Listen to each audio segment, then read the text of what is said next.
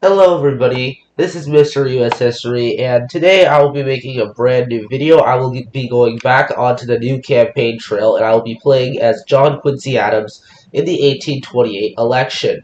I know it's been a while since I've made a new video, but in this week and the next few weeks, I'll be uploading a lot more videos, and I hope to be doing so. So right now, we're going to see if we can defeat Andrew Jackson in the 1828 election. So we're going to play as John Quincy Adams. So he had a controversial win in 1824, and he did not run the best campaign in 1828, and we're going to see if we can change that and run an able campaign and keep Andrew Jackson out of the White House. So as for running mate, Richard Rush, he's a protectionist, and it could help secure a win in Pennsylvania, but he doesn't do a lot to attract voters in the West. So I don't think an all-northern ticket would be a good idea, and plus, he doesn't really help me in any of the competitive Western states, so I'm not going to go with Richard Rush. As for Henry Clay, that's not a good idea because of the Compromise of 1824, so I don't want the whole corrupt bargain thing to become too much of an issue. So that leaves James Barber. So he's from Virginia, which is a southern state. I'm not going to win any southern states, but I guess I could. He doesn't do anything to help me in the West, but he is better than both of the other two choices. And I guess he is from Virginia, and it's not a completely northern ticket. It's more geographically balanced. He could replace Calhoun as the running mate from the South. So I guess I'll stick with James Barber. Alright, so long before the election in the summer of 1827, a meeting is being held between several northern and western delegates at the city of Harrisburg.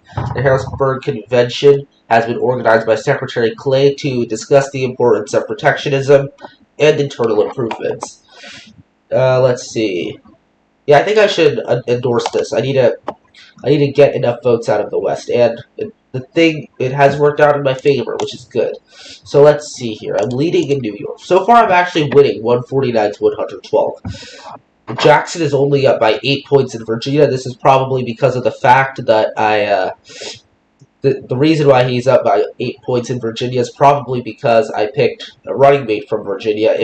If I didn't pick a running mate from Virginia, he would probably be up by like 30 or so points. Pennsylvania down by over 20 points, despite the fact that it tends to lean towards tariffs very heavily, and they like internal improvements, but the problem is they're very populist. So, let's see. Let's see here. Mississippi is surprisingly close. It's only 5 points. Louisiana I'm up in. So far I'm doing pretty well, I'd say. So January 8th, the anniversary of the Battle of New Orleans, is a great day of celebration for Jackson supporters. They have organized celebrations in several states and had Jackson ride down the Mississippi in a steamboat where he gave many speeches to cheering crowds. Yeah, I'll just do that. Okay, so he now has a lead in Louisiana, which isn't surprising considering the fact that he just went there. Kentucky, he has an arrow lead. Indiana, I'm still winning in, so far things are not going that well. What's going to be your campaign strategy? Let's see. A few of my friends have expressed concern that I appear as a reclusive, elite aristocrat to most of the common folk in this country, although it makes me immensely uncomfortable. It seems prudent that I reverse this negative perception by giving out more speeches. It's not natural for the president of the United States to run for president. They must stand for it, and the electioneering must be conducted by supporters. That's what Adams did in this actual scenario, and it didn't work out for him. I don't want to, attack Jackson too much. And let's see. Yeah, I'll just try to be positive. This is a strategy that will work well in the West. Jackson is popular there, but your policies are more aligned with their ambitions than Jackson's. So this strategy can serve to divide the Jacksonian coalition. Alright, this is good. I've now gotten a lead in Kentucky. I'm still down in Louisiana, though, by 1 point. Alright, let's go back. What do you have to say about your running mate? I'm not really going to... I don't want to moderate my issues on. I don't want to like appease the South because if I do, then I can risk losing votes in the West, and plus the South's not going to vote for me anyway. So I think I'll just say that to heal sectional divisions. Could be an olive branch of Southerners, but they despise you. It'll take a lot more to win voters in that region, especially when the popular John Calhoun is on Jackson's ticket. Okay, so Jackson is winning by one electoral vote, and that's because Indiana just went into his column for whatever reason. But I now have a lead in Louisiana. This is probably because of James Barber. And as for Virginia, Jackson's only up by 7 points there. How do you want to attack General Andrew Jackson this election? Yeah, I don't think I should attack him, really, because he's just too popular. Okay, this didn't really help me all that much, so let's see here. Okay, now I actually have a massive lead now over Jackson. This was the lead I had at the beginning of the game, so let's see. A new tariff bill has been placed on your desk. It proposes massive increases on duties for raw material goods, pleasing the West, but also lowers protection on woolen goods. It passes Congress unexpectedly and is now on your desk to sign. So if I sign this bill, I'm going to lose any chance I have of winning the South. But it could help me in the West. But at the same time, if I veto it, then it's not going to help me in the West, and it's not really going to change anything in the South. This didn't really help me, though, but at this time it was thought that presidents, if they veto, they should only veto bills if it was unconstitutional. This bill is not unconstitutional. I think vetoing it would hurt me more than signing it would, so I'll just sign it. Yeah. It's ruined any chance of you winning the South, and because of Jacksonian maneuvering, you haven't really gotten much credit for it in the North, but either stance was going to hurt me, really, so let's see. Yep, the South is essentially completely out of reach for me, but the West, but the thing is, I'm still winning big. Louisiana, I'm still winning, though, for some reason. Some newspaper editors have come forward to you asking if you want to coordinate them to aid your re-election. Let's see. Yeah, I think I should say yes, because, of course, I think I should campaign more actively than John Quincy Adams actually did. Alright. This is a big step for your campaign, and it's necessary if you want any hope of winning. Let's see. But somehow, Indiana and Kentucky both went out of my column. And Jackson is now winning big, because he flipped New York. Throughout your presidency, many of your supporters have often grumbled at your conduct when it comes to office appointments. More often than not, your appointments look more like feeble attempts to silent detractors than rewards for loyalty. You wish to change this. Well, my goal here is to win, so yeah. This is a welcome change from your earlier position, and your supporters are now far more eager to support your campaign. Alright, this is great. Okay, I'm winning Kentucky. I'm winning New York. Indiana, though, I'm still... Actually, Indiana, I'm winning. So I'm back at 149, which is great. Congress, throughout your presidency, has repeatedly blocked much of your legislation. Will you reiterate your strong support of internal improvements, even as it remains controversial? Yep, I have to. Many in Congress in the South are unsettled by this position, but internal improvements still have strong support elsewhere in this country, especially in the West. Great. But Jackson flipped Indiana, so I'm still winning, though. I don't need Indiana necessarily to win the election. On the 4th of July, while Jackson is attending banquets and parties, you are presiding over the groundbreaking of the Chesapeake and Ohio Canal, and you have to ceremonially dig up the first shovel of dirt. While digging into the ground, you hit a tree root. Attack the root. You throw off your coat and attack the root. The crowd cheers you on, but the Jacksonian papers mock you for looking like a fool as usual. Okay, it could have been worse. Let's see. Alright, I'm back at 149. After some lengthy research into Jackson's personal history, many newspapers have discovered the dubious nature of his marriage with his wife, Rachel Jackson. Already they have taken to attacking him on it. I don't think the whole Andrew Jackson's wife thing was really that helpful to John Quincy Adams' campaign. So, yeah. I'll just do that. The attack stopped, much to the dismay of the elite. However, it's doubtful that the people would care much for Jackson's infidelity. Right. Okay, I'm still winning much of the West. This is good. So, I'm at 149. A couple of years ago, you had a conflict with Governor Troop over his handling of the Muskogee Indians in his state. What's your opinion on the whole situation? Alright, let's see here. Indian removal. Indifferent. So all of the states which support me are indifferent, with the exception of Vermont. Let's see. Rhode Island slightly opposes. But let's look at the swing states. New Jersey, indifferent. Maryland, indifferent. Ohio supports. Indiana supports. Kentucky supports. Louisiana slightly supports. So if I want to win the election, I'm going to need the West and Louisiana in order to win. And they all support Indian removal, so I have no choice but to support it also. Yeah. Unfortunately, I have to do this. Alright, so it's keeping me in control of this. I'm still at 149. As much as I regret to have done that, it's what I need to do to win. So I'm losing the popular vote, but I'm winning the Electoral College. Many, including her wife, have noted you denying invitations to many social functions and public events, instead opting to continue carrying out the duties of your office in the White House. Do you plan to change this?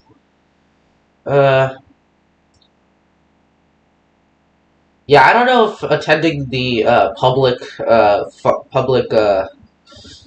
events is going to help me in any way, shape, or form, because I don't think it'll help me. So I'll attend social functions, but not public ceremonies. Yeah, was a good stance.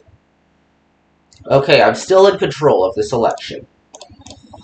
Tariffs have become a more important issue recently. What's your stance? Yep, they're essential. Support for tariffs is high in the north, and this is sure to solidify your support there. Alright, and it has solidified. So I'm winning all the northern states except for, like, Pennsylvania, Illinois, and Missouri. Many frontiersmen have grown upset with the presence of Indians in what they consider fertile lands ready for American settlement. Some have proposed forcing the Indians off their land and sending them west of the Mississippi to open up their land for settlement. What do you think about this proposal? I have no choice but to do this. Unfortunately, I have to support Indian removal if I want to keep the West in my column. And I've lost support in New York because of that, but I've gained support in Kentucky, Indiana, and Ohio. As your campaign trudges along, an opportunity has appeared to divide the Jacksonian coalition again, this time with the selection of Barber. There's an opening to appeal to Southern elites disillusioned by Jackson's populist rhetoric. However, doing so could alienate many voters of the West. Do you plan to adopt this strategy? Yeah, I can't sacrifice any Western votes. Alright, so I'm still winning in the West. In 1823, in retaliation for not allowing free trade with their colonies, you have pushed the duties on the British shipping. In retaliation, the British have banned trade with the West Indies. All of this has given ammunition to your detractors who criticize your diplomacy. Yeah, reopen negotiations. Alright, this is good. Let's see here. Pennsylvania, Jackson's margin there is somewhat narrow. He's only up by 20, but that's still out of reach for me. In New York, I'm up by 9 points, which is a lot more than that 1 point I was up by earlier. Let's see. The Democratic press in Philadelphia has released a bombshell article titled "Some Account of Some of the Bloody Deeds of Andrew Jackson." This article lists many tyrannical acts Jackson did as general, including his misdeeds against the Indians and his ordered executions of American soldiers. Yeah, I'll just do this. Some sense he missed an opportunity, but the allegations made in the articles were very misleading. Whatever the case, several newspapers have circulated the coffin handbills, regardless of your wishes. Oh well. Okay, let's see. Retaliation for the coffin handbill. The Jackson campaign has started accusing you of surrendering an American girl to the Russian Tsar during your time as ambassador to Russia. Yeah. Okay, for some reason that pushed Indiana to Jackson's column, but... Or actually, yeah, that did push Indiana to Jackson's column, but for some reason the Electoral College count isn't changing. Okay. Yeah. In a report delivered to Congress detailing White House expenditures, there was an expenditure listed describing how much money was spent on a billiard table. Already, the Jacksonians have attacked administration for wasting public money on gambling and other raucous male behavior. Let's see. Yeah, let's just do that. Thankfully for you, the newspapers seem to have done their work and were able to quell the rumors and saddening that the campaign is starting to turn towards petty personal attacks rather than important issues. Alright, Indiana's back in my column. I'm still winning the election. A new troubling discovery has been made by the newspapers aligned with your campaign after accessing Jackson's private correspondence. They have noted many times that he often spelt words wrong and often acted rather unpresidential. Will you attack him on this? Of course I can't. If I do, then the Western voters are going to shift towards Jackson because many of them have the same issues. They don't spell words correctly, and I'm pretty sure that if I attack Jackson for this, they're going to vote for Jackson. So, yeah. Almost everyone you know, including your advisors, are horrified at the content of these letters. They think that these revelations should ruin his chance for presidency. They will not. Let's see how they fly with the public. But I told them not to. Okay, whatever. I told them not to send it, and obviously because of that, they're winning in... Okay. As both sides of the campaign have started to dig up more and more dirt on each other, the elections are downright nasty. Some of your supporters have even accused Jackson of eating the flesh of Indians. Alright.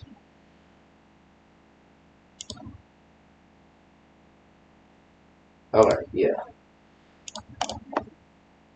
Okay, I'm losing Indiana and Kentucky, and Jackson is winning by 1 electoral vote. Let's see. Alright, it seems like Indiana's out of reach for me, and I would really need to win Kentucky in order to win the election. Your son, John Adams II, was attacked by a young Jacksonian in retaliation for an insult during a party. After urging by your cabinet, your Congress looked into the incident but proclaimed nothing could be done. Clay and others have urged you to push the issue. Let's see.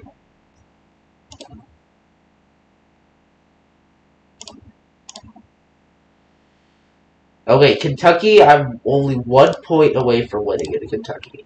As the election draws to a close, where do you wish to focus your efforts to secure a victory? The West.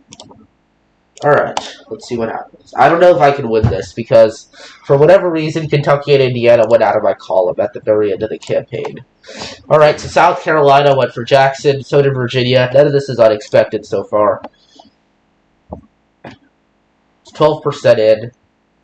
Okay, North Carolina went in for Jackson by like 39 points. Tennessee, Georgia. Okay, I won the first 3 states, Massachusetts, Connecticut, and Rhode Island. Okay, I won Ohio. That's decent, I'd say. Alright, come on, Kentucky.